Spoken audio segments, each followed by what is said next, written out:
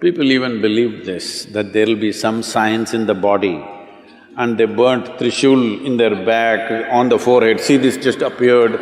In the West, people show their hands and there are marks here and say, I have the crucifixion marks, so Jesus has appeared for me. In India, Shankha will appear on the shoulder, you just have to burn yourself. You can brand yourself with Shankha Chakra or with crucifixion marks or whatever nonsense you want. In a way, enlightenment means you are an unblemished life, no branding. So you brand yourself and you think you're enlightened, very sorry. So, if there is no brandings, how do you recognize? You cannot recognize. You cannot recognize. How does anybody here know I'm enlightened or not? I never made a statement on that. So how do they know? They're just assuming.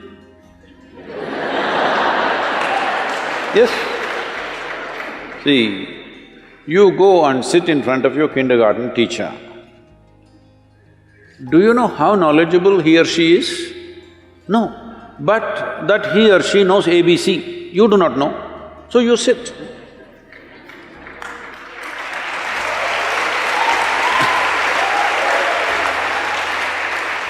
So right now, we are talking XYZ. You do not know, so you sit. So what does it matter whether I got acknowledgement from somewhere else or not? You want to learn XYZ, you sit here. You don't want, you go.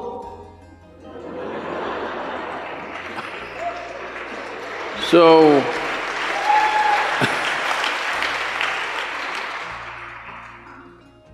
what is it that is being referred to as enlightenment?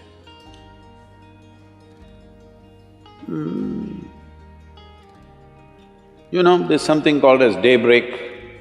It's a good word, I like that. It's called sunrise, but it's a daybreak. The day broke. Is it? No, it's a night that broke. Hello?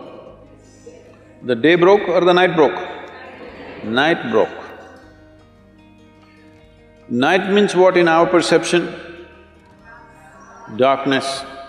If you were an owl, it would be different.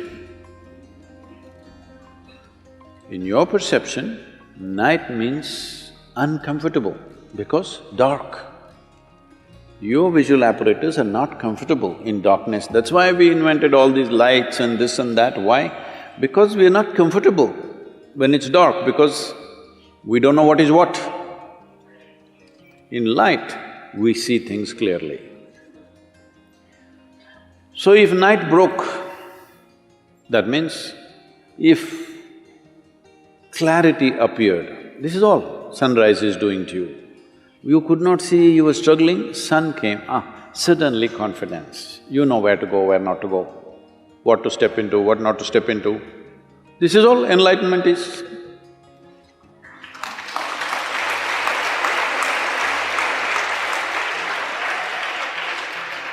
Clarity came, where you see everything clearly. You know, there was a book that we were publishing. There's a series of talks and something came to give a title. So I looked at the content a little bit and then I said, of mystics and mistakes. Our English department said, Sadhguru, this is too up in the face. Say something little more gentle. People are always asking me, Sadhguru, say something little more gentle, you're capable of that, come on. I am capable, but I don't want to say because people will twist it and turn it in so many ways. If you say it in a face-slapping way,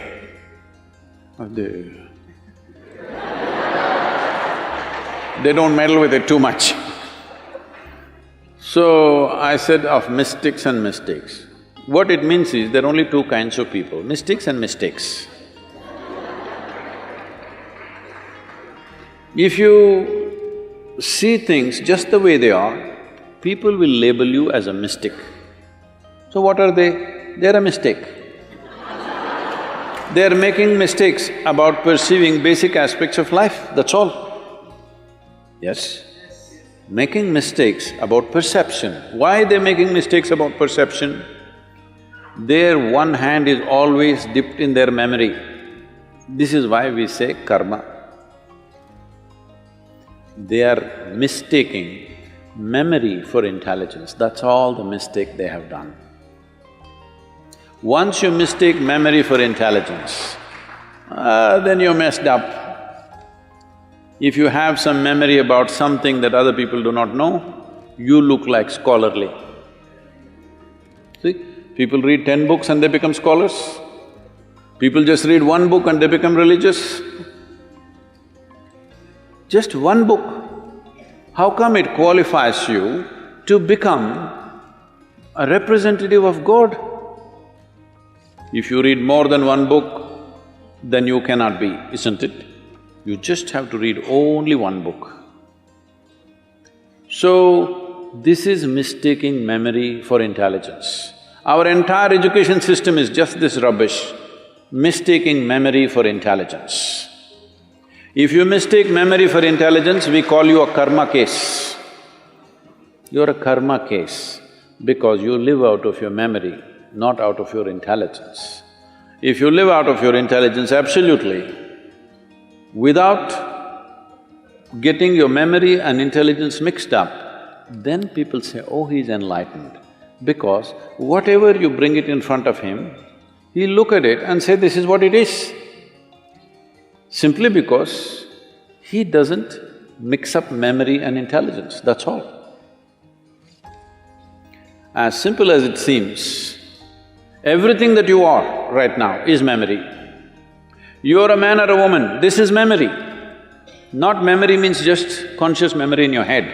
Your body remembers, isn't it? Hello? If you and me eat the same food, I will not become a woman, you will not become a man.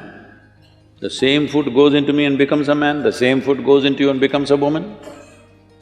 This is by memory, isn't it? The body remembers. The body remembers. If you and the monkey eat the same food, he will not become you, you will not become him.